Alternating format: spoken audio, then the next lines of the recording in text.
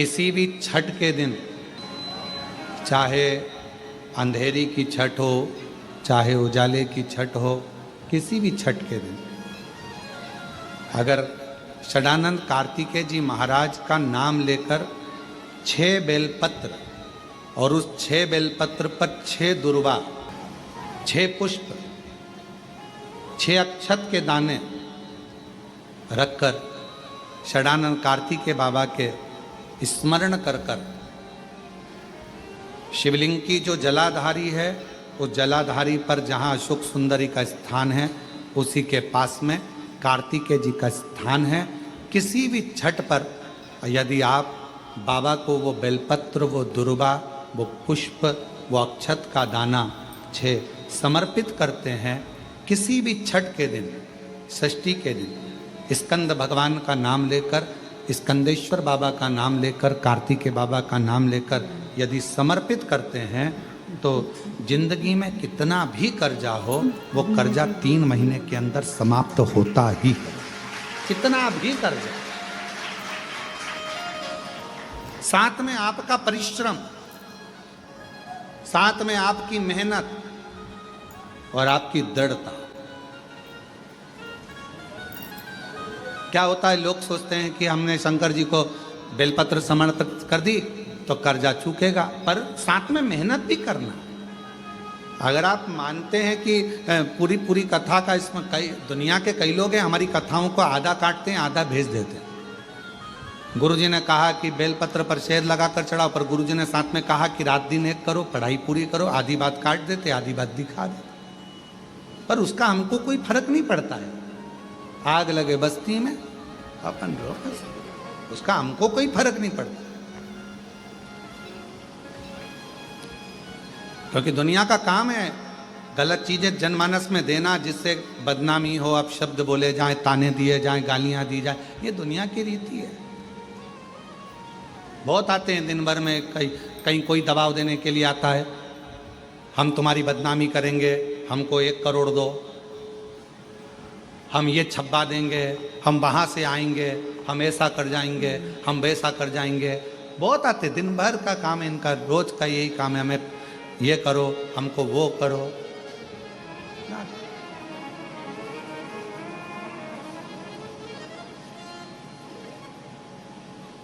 शिव तत्व है। दबाव देने वाले ढेर मिलेंगे, अपशब्द कहने वाले ढेर मिलेंगे, ताना देने वाले ढेर मिलेंगे, पर आप अपनी पूर्ण ऊर्जा के साथ में शिव महापुराण की कथा कथी है। 6 बेलपत्र, 6 पुष्प, 6 दुर्वा, 6 चावल के दाने और साथ में अपना परिश्रम पूर्ण करो। छठ के दिन स्कंद भगवान का नाम लेकर, स्कंदेश्वर का नाम लेकर भगवान शंकर के जलाधारी पर समर्पित करो, शिव जी से प्रार्थना करो और अपनी मेहनत को 4 चांद लगाओ। कर्जा चूकेगा जरूर, समाप्त जरूर। कर्जा का मतलब ये नहीं है कि आप कर्जा करे हो तो मेरे से बन नहीं रहा, मेरे प्राण छूट जाए तो अच्छा, मैं तो मर जाऊं, मैं टेंशन में हूं, मैं डिप्रेशन में हूं, बहुत परेशान हो गया, ऐसा हो गया। ना ना, दुख आता है, जब सुख आया, सुख चले गया, तो दुख आएगा तो दुख भी जाएगा, दुख भी समाप्त होगा, उसमें क्या विचार कर। ऐसा तो नहीं है कि दुख समाप्त नहीं होगा, दुख नहीं जाएगा। सुख आया है, जब हमारे अच्छे दिन अगर समाप्त हुए हैं तो दुख भी समाप्त जरूर होगा, फिर वापस सुख आएगा। थोड़ा हिम्मत, थोड़ा धैर्य, थोड़ा हृदय पर भाव एकाग्रित करो कि नहीं नहीं, मेरा शंभु, मेरा शंकर, मेरा त्रिकालदर्शी, मेरा कैलाशी, मेरा अविनाशी, मेरा शिव मेरा दुख काट। शनिवार के दिन जो पीपल के वृक्ष में सरसों के तेल का दीप लगाता है, उसको शनि कभी परेशान नहीं करता। एक बात हमेशा ध्यान रखिएगा, मान लो अगर कोई भारी रोग ऐसा शनि महाराज के कारण हो गया हो, अच्छे काम करते करते उल्टे हो रहे हैं, होते हैं किसी किसी के साथ में, विपरीत परिस्थितियां आ जाती है, अच्छा करने जाओ बुरा हो जाता है, अच्छा कर्म करने जाओ बुरा हो जाता है।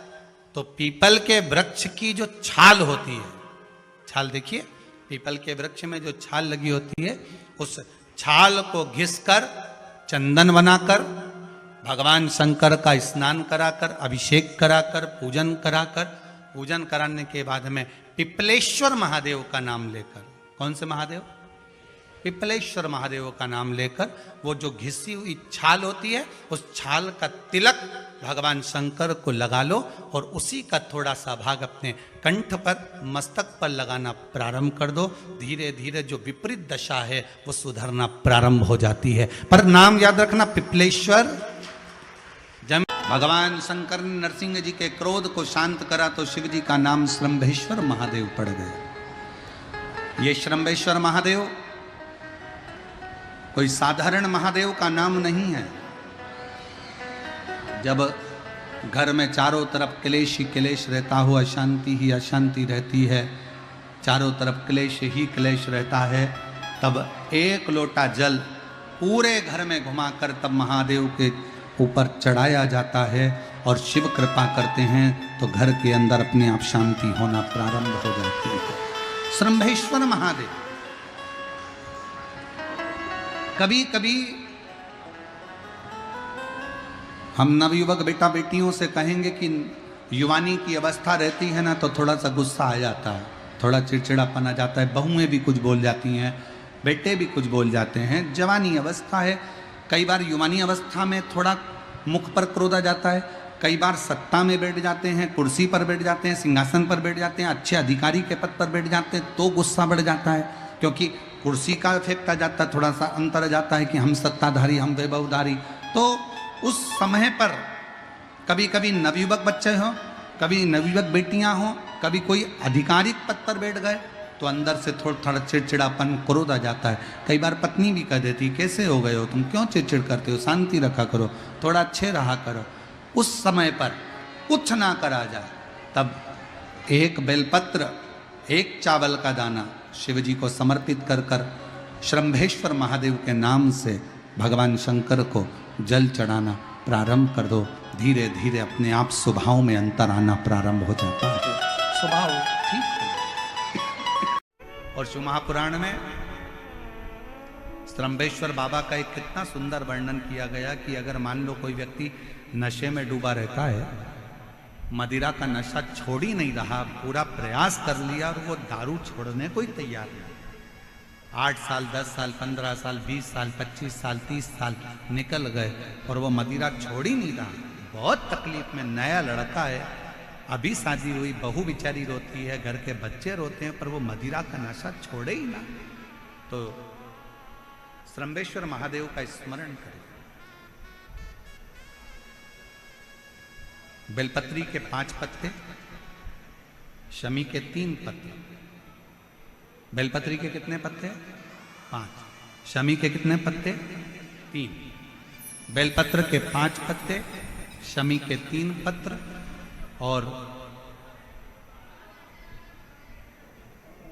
काली मिर्च 5। एक पत्र, शमी पत्र सब साथ में लेकर काली मिर्च के साथ में बाबा देव अधिदेव महादेव को, भगवान शंकर को समर्पित करो।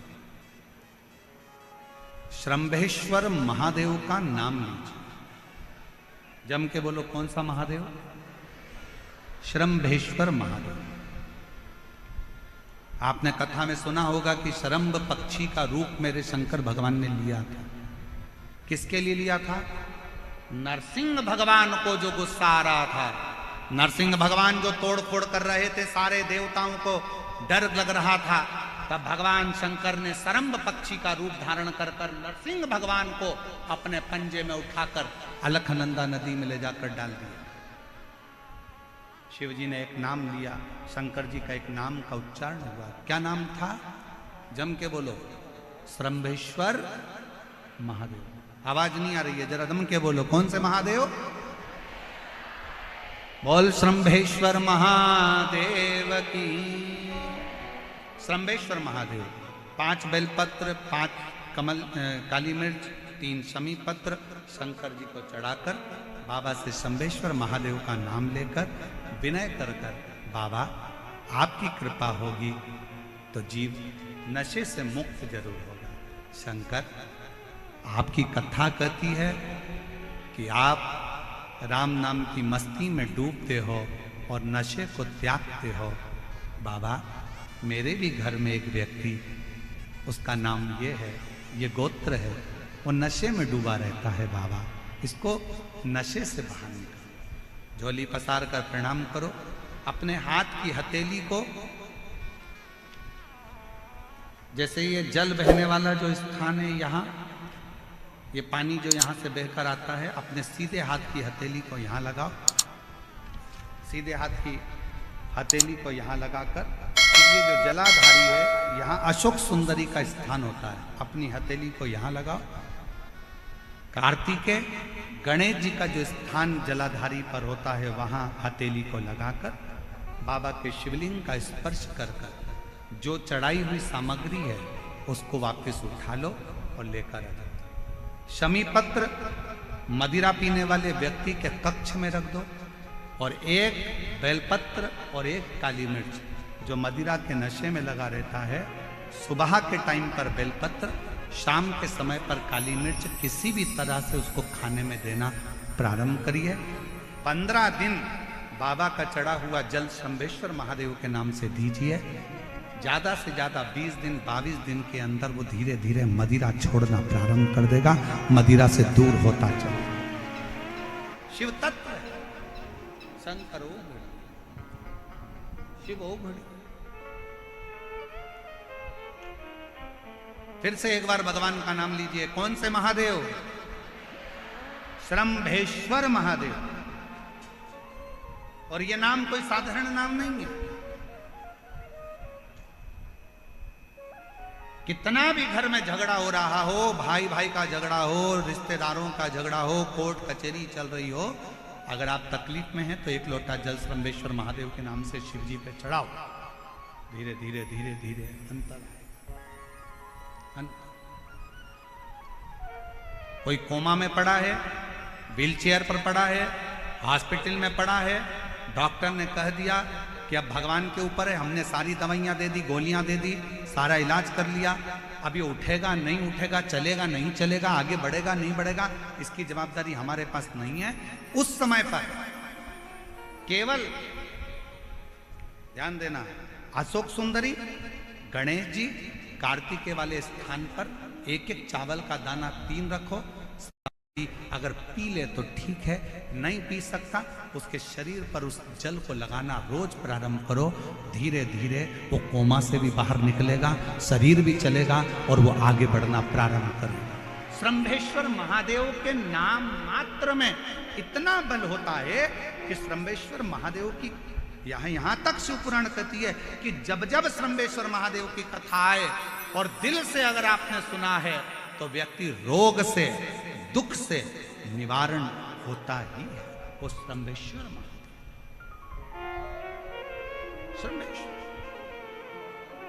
क्यों शिव महापुराण की कथा में लोग इतने तकलीफ है, बीमार हैं तो भी शंकर की कथा में क्यों जाते? इतना धूप है, गर्मी है, फिर भी लोग जाते, बीमार लोग भी पहुंचते, क्यों पहुंचते? उसका कारण है किसी भी तरह से शंकर की कोई कथा हमारे श्रवण शक्ति में जाएगी और वो हमें शक्ति प्रदान करेगी, क्योंकि उसका नाम महामृत्युंजय है। वो मृत्यु को भी जीत सकता है तो आराम जरूर दे सकता है। वो शिव है। मात्र शमी का पत्ता समर्पित कर देंगे। भले महीने में 2 बार चढ़ाओ, हफ्ते में 1 बार चढ़ाओ, तुम्हारा मन पड़े तो हफ्ते में 2 बार चढ़ाओ। ज्यादा बीमारी है, शमी का पत्ता एक शिवजी के शिवलिंग पर, और एक पत्ता जहां से पानी बहकर नीचे गिरता है ना, जलाधारी में से शिवजी पे जल चढ़ाया, जैसे इस पर जल चढ़ाया तो ये पानी बहकर नीचे आता है, तो जहां गिरता है एक पत्ता शिवलिंग के ऊपर और एक पत्ता जहां से जल नीचे गिरता है वहां। अगर ज्यादा बीमारी है और ऐसा लग रहा है कि डॉक्टर कह रहे हैं कि तबीयत ज्यादा खराब हो सकती है, जांचे जाएगी, ये होगा वो होगा, तो एक पत्ता शमी का ऊपर, एक पत्ता जलधारी जो बहकर नीचे आता पर चढ़ाना। शमी का पत्र रोग मुक्ति के लिए जब चढ़ाया जाता है तो भगवान शंकर का अवधूतेश्वर महादेव का नाम लेकर चढ़ाया जाता है। कौन सा महादेव? जम के बोलो जरा, अवधूतेश्वर महादेव। इंस्टाग्राम वालों ने, यूट्यूब वालों ने, फेसबुक वालों ने, टीवी वालों ने,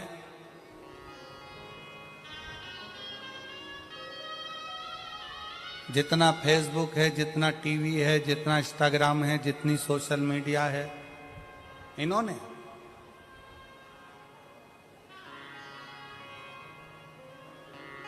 अभी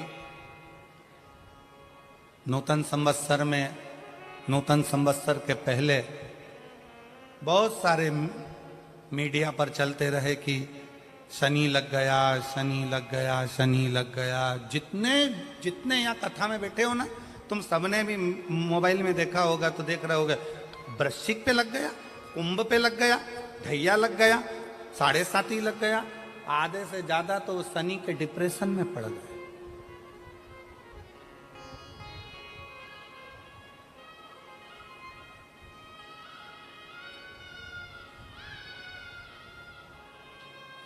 अरे भाई, शिव महापुराण की कथा को उठाकर देखिए, दुनिया के लोगों को शनि लगता है, शनि को शंकर लगता है।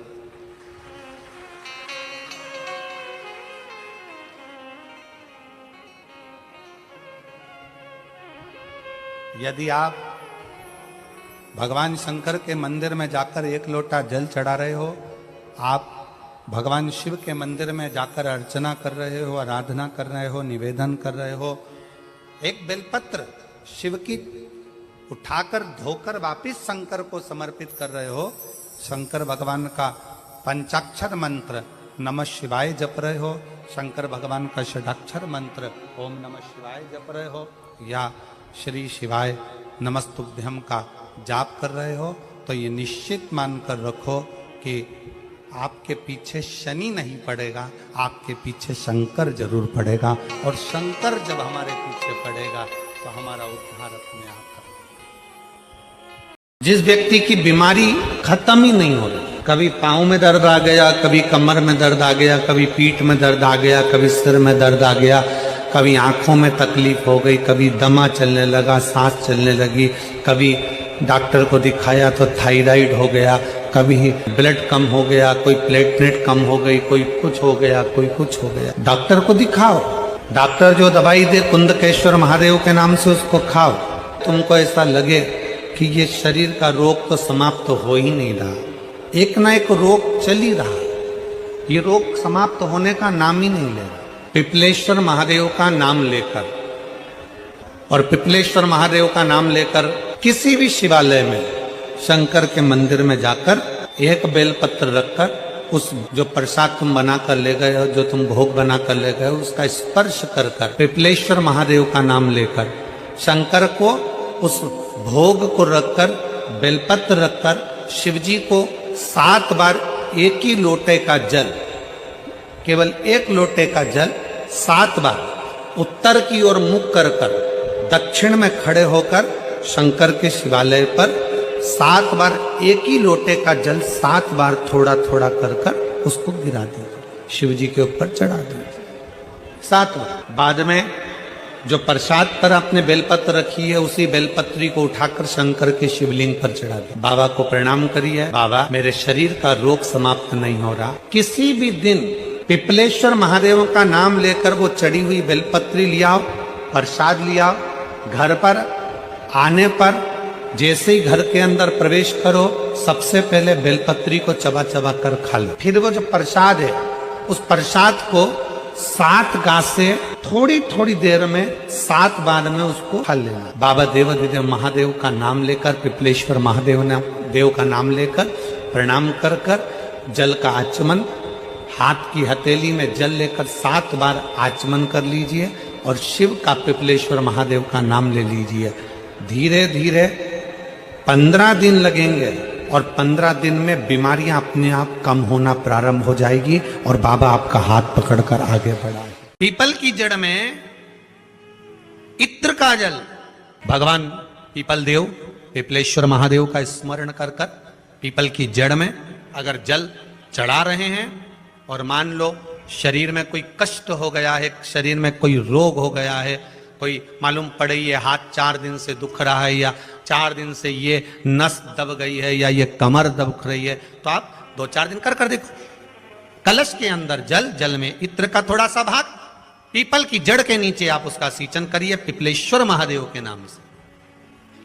उस जल को थोड़ा सा भाग लेकर आ जाओ उसी में से जो चढ़ाया है, और उस स्थान पर जहां कष्ट है उसको लगाना पड़ेगा। नारायण ने बोला, लक्ष्मी आज शनिवार का दिन है जिस दिन अपन इस दरिद्रता से मिलने के लिए पीपल के पेड़ के नीचे आए हैं।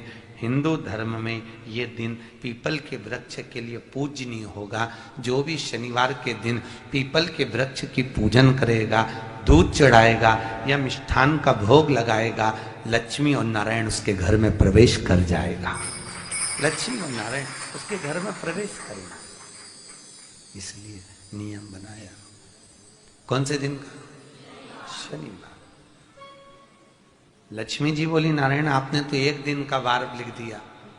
शंकर जी ने 7 वार बनाए हैं, रविवार, सोमवार, मंगल, बुध, गुरु, शुक्र और शनि।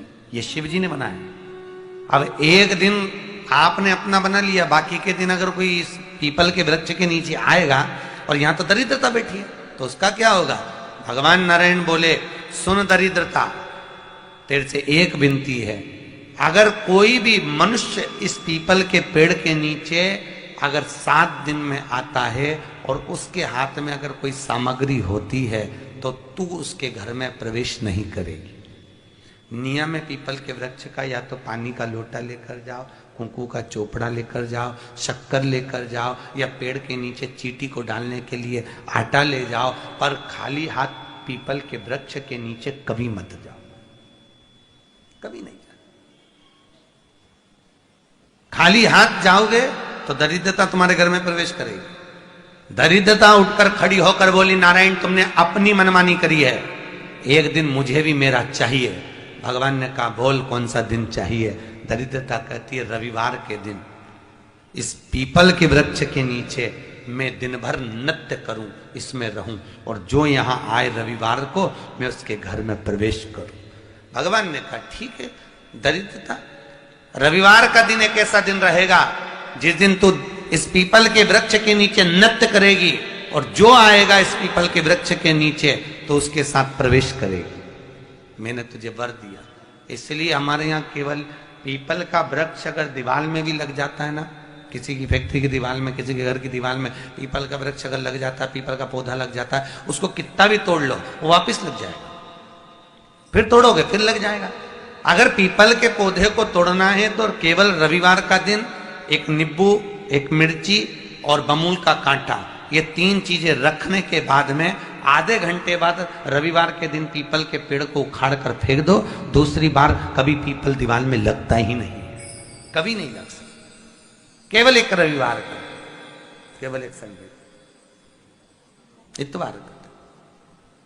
घर में दीवानों पर अगर पीपल लग भी गया है, इसलिए पीपल के वृक्ष को उखाड़ने का, अगर घर में पीपल लगा हुआ है या पीपल का पौधा हमारे घर में लग गया, उसको उतारना, निकालना, लगाना, तो पीपल के वृक्ष को अगर निकाला जाता है तो रविवार के दिन, और अगर पीपल के वृक्ष को कहीं लगाया जाता है तो सोमवार के दिन या मंगलवार के दिन, बुधवार के दिन, इन दिनों में लगा सकते पीपल के वृक्ष कहीं लगाना।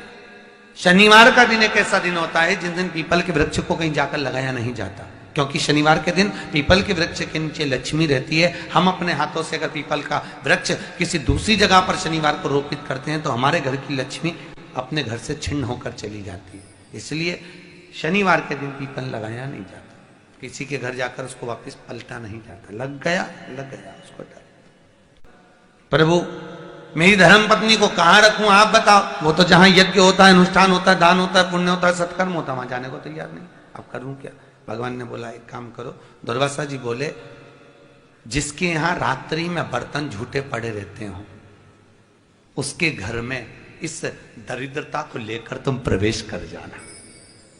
जिसके यहां रात्रि में बर्तन झूठे पड़े हो वहां लेकर प्रवेश कर जाओ। दूसरी जगह दुर्वासा जी बोले, जो स्त्री घर में दोपहर के समय पर सो रही हो उसके घर में इसको लेकर प्रवेश कर जाइए। जो स्त्री दोपहर के समय में घर पर सो रही हो, इस दरिद्रता को लेकर प्रवेश कर जाइए।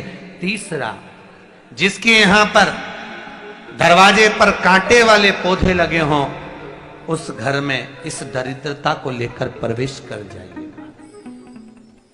दरिद्रता, कितनी सुंदर बात कही है। दाता और विधाता, कौन कौन? दाता और विधाता। लक्ष्मी और दरिद्रता के सगे भाई हैं। कौन कौन? दाता और विधाता। दाता को फिटकरी प्रिय है, विधाता को नमक प्रिय है। ये दोनों हमेशा लक्ष्मी को और दरिद्रता को दोनों को समझाते थे, दोनों में प्रेम बढ़ाते थे। आज भी हिंदू धर्म की रीति है। यहां तो ठीक है, जिसके यहां पर भी अगर थोड़ी सी भी परेशानी होती है, थोड़ा सा क्लेश होता है, अशांति होती है, लक्ष्मी नहीं टिक रही हो, काम नहीं बन रहे हो, बहुत प्रयास करा जा रहा हो और हमारा कार्य नहीं होता, तो क्या करते हैं? फिटकरी और नमक को पानी में डाल देते हैं और घर में पोछा लगा देते हैं। आप लोगों ने आजकल फेसबुक पे भी पढ़ा होगा, व्हाट्सएप पे भी पढ़ा होगा। तो क्यों लिखा उसमें? उसका कारण ही केवल यह है कि दाता और विधाता की प्रियता उसमें। माता ख्याति के जो 4 बच्चे हुए, इसमें जो 2 लड़के हैं, दाता और विधाता, उसकी प्रियता,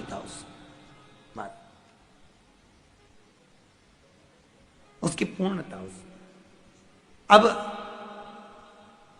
दुर्वासा जी बोले अपनी धर्म पत्नी को वहां लेकर, जहां कांटेदार पौधे लगे हों वहां पर लेकर प्रवेश कर जाइए। कांटेदार पौधों में उस दरिद्रता का निवास हो गया। कितना विचित्र कथा यहां वर्णन करी है। श्रीमद् भागवत के अंतर्गत जो वर्णन किया कि मृत्यु निश्चित है। काशी में जो शिव जी की स्थापना कौन ने करी? काशी में जो शंकर भगवान बैठे उनकी स्थापना करी थी शनि महाराज। किसने करी थी? शनि महाराज ने। क्योंकि भगवान शनि महाराज को उनकी माता के द्वारा श्रापित हो गए और शनि महाराज कांपने लगे। शनि महाराज कांपते कांपते, मैं जाऊं तो जाऊं कहां, करूं तो करूं क्या? महाराज शनि महाराज दौड़े और दौड़कर भगवान भोलेनाथ के पास पहुंचे। हे शंकर, त्रिकालदर्शी, कैलाशी, अविनाशी, कृपा करिए बाबा भोलेनाथ, कृपा करो। क्योंकि दुनिया में 33 करोड़ देवी देवता हैं जिनको शनि लग सकता है, केवल एक, किसको छोड़कर? शिव को छोड़कर। राम जी को शनि लगा तो 14 वर्ष वनवास चले गए। कृष्ण को शनि लगा तो मथुरा छोड़कर द्वारका चले गए। शनि लगा। हनुमान जी को शनि लगा तो गुफा में बैठकर राम राम जपना पड़ा। शनि सबको लगता है, केवल शनि नहीं लगता तो एक मेरे महादेव को, मेरे भोले बाबा को नहीं लगता।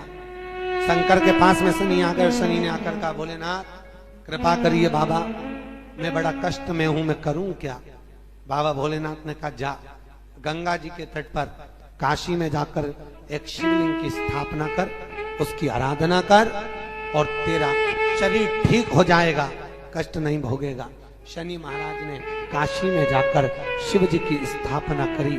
आज भी नियम है, जिसको शनि लग जाता है एक काजल की डिब्बी ले लो और काजल की डिब्बी को 21 बार उतार कर उसको एकांत में जाकर, जंगल आदि में एकांत में किसी पेड़ के नीचे इतना सा खड्डा खोद कर उसमें काजल की डिब्बी को डाल दो और मिट्टी से पूर दो, उस व्यक्ति का शनि समाप्त हो जाता है। काशी विश्वनाथ का नाम लेकर काजल की डिब्बी को 21 बार उतार कर अगर काशी विश्वनाथ का नाम लेकर शनि वाले व्यक्ति को अगर पेड़ के नीचे दबा दे, शनि समाप्त।